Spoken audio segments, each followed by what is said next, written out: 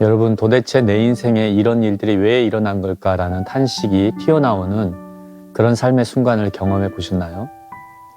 갑작스러운 암 판정을 받거나 재정적인 파산을 당하거나 사랑하는 사람들로부터 배신을 당하는 그런 눈물 나는 시간들입니다.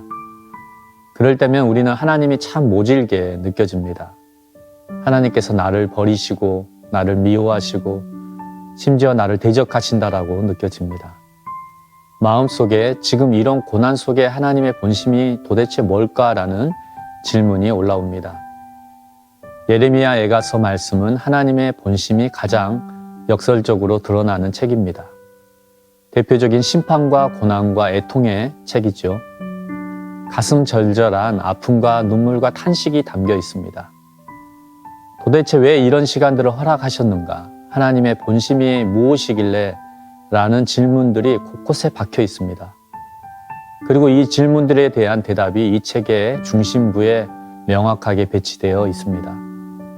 이 신학적 구조상 정확하게 정 가운데에 위치한 말씀이 주께서 인생으로 고생하게 하시며 근심하게 하심은 본심이 아니시로다라는 3장 33절의 말씀입니다. 그리고 그 앞절에서 하나님의 진짜 본심을 말씀하십니다.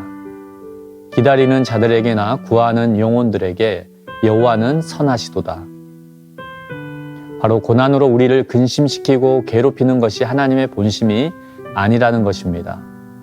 오히려 진짜 본심은 하나님의 선하심을 너희에게 나타내는 것이다 라고 말씀하십니다.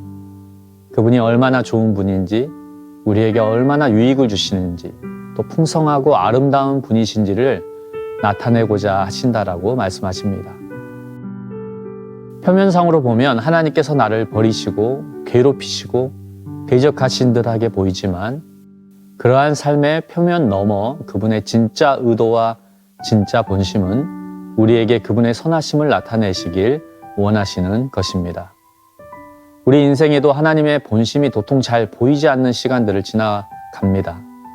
꼭 무슨 큰 재난을 경험하는 순간만이 아니라 간절하게 드린 기도가 응답되지 않을 때, 또 소망하는 일들이 좌절될 때 우리가 그런 마음이 듭니다. 기도가 응답되지 않는 기다림의 시간은 우리에게 큰 고통과 낙심을 일으킵니다. 특히나 가족과 자녀 양육의 문제는 하나님의 본심이 가려지는 대표적인 영역입니다. 내 뜻대로 되지 않고 기도가 즉각적으로 응답되지 않을 때 우리는 낙심하기가 쉽습니다. 바로 그때가 하나님의 본심을 붙잡아야 할 시간입니다. 세계적인 복음 전도자이자 목회자인 빌리 그레함 목사의 아들인 프랭클린 그레함은 가장 잘 알려진 반항아였습니다. 그의 아버지가 얼마나 기도했을까요? 그리고 얼마나 또 권면했을까요? 그럼에도 그의 아들은 신앙에 등을 돌리고 세상길로 빠져 방황을 했습니다. 아마도 아버지인 빌리 그레함 목사와 그의 가정에게 큰 고난과 근심거리였을 것입니다. 그리고 하나님의 본심이 무엇일까라는 의문이 그 가정에 찾아오는 시간이었을 겁니다.